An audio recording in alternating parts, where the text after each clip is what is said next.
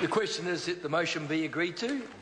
I recognise the honourable member Jacinda Ardern. Thank you, Mr Speaker, and I thank the Minister for his contribution on the Copyright Parallel Importing of Films Amendment Bill.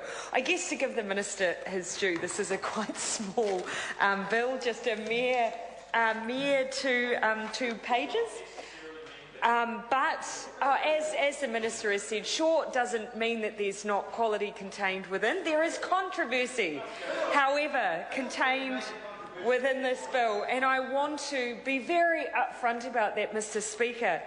It has not been an easy decision for the Labour Party on where it would go on this particular piece of legislation. There has been much debate within caucus and between caucus members. It's fair to say that some probably would have preferred to have fallen on the other side of the debate. But ultimately what we reached was what I would describe as a time-limited compromise and a very strong message to the industry. This is it. We have been in this place before, Mr Speaker. In fact, the Copyright Parallel Importation of Films and Onus Amendment Act 2003 placed a partial ban, a time-limited partial ban, on the parallel imports of movies, including VHS, because people were still using them, and DVDs into New Zealand, based on two. I do remember VHS.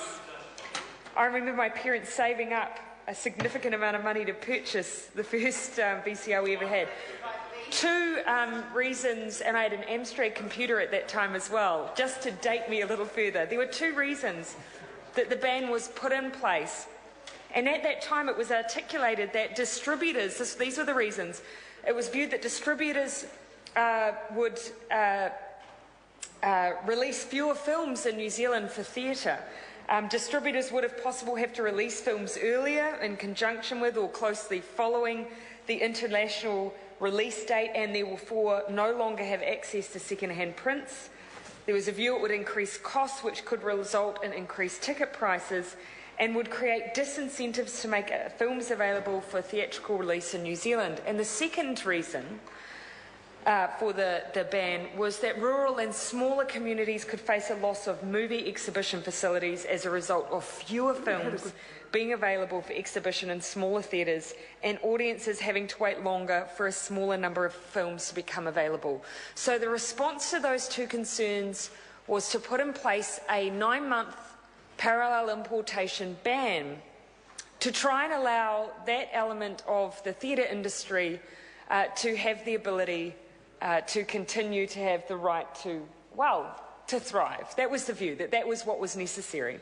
It was sunsetted though, but we're at a point, Mr Speaker, where Parliament then had the ability to consider whether or not that ban should continue, whether it should lapse, or whether or not it should be amended.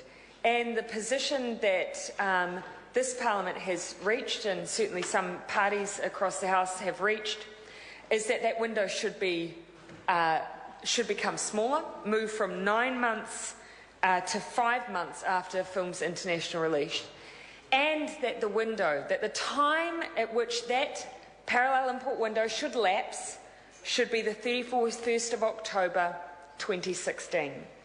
Now, some have raised, well, what if we come to that point and again industry comes and seeks another extension? Well, our strong message from this side of the House is that we will not support any further extension of a parallel importation ban, because the time has come for this industry, in fact the time is already here for this industry to start adapting to the new digital environment we find ourselves in. Other industries have been forced to do that. I think the music industry in particular, in New Zealand in particular, has tried to move it at a commendable pace, particularly since the copyright debate, to try and offer consumers a greater range of options. And this falls into the realm of the arguments, again, why this industry needs to do exactly the same. We need to move to a more accessible environment. But as I have said, we chose to move to a time-limited compromise because we are not clear in our minds that the industry took the last expiration date as an endpoint and that they have prepared themselves adequately, and that there are arguments to be made that as a consequence there would be a considerable jolt for some aspects of the industry, in particular regional, provincial cinemas, where, we can't deny there would be consequences based certainly on reports like those prepared by PwC that indicate we would see job losses as a result, and a loss of facilities, and that then offers a different kind of consequence for families. We're weighed that up against, of course, the consequence of families of potentially increased ticketing prices and a loss of access via DVDs or live streaming that they currently face. And so we implore the industry, we have given you this brief window. Do not abuse it. Move forward with greater pace, because there is an inevitability to the expiration around this. But in the meantime, the industry must find a way to cushion the potential loss of jobs, and, as the Minister has said, to finish converting as soon as possible to digital exhibition technology. In the interim, we know that there was a potential for some estimated in the upper band of up to 165 FTEs lost through the industry, through the loss of potential revenue and release in New Zealand if the ban was not continued. But like I say, there is an absolute inevitability to this, and it is time that the industry moved on. It is time that we see an end point to this window. We're flagging that clearly on the Hansard today, Mr. Speaker, that is what Labor expects will happen by October 2016. We encourage, though, in the interim, greater pace by the industry, greater options for consumers, and we send this message that this, from our perspective, is certainly the last time. I call the honourable member Jonathan Young.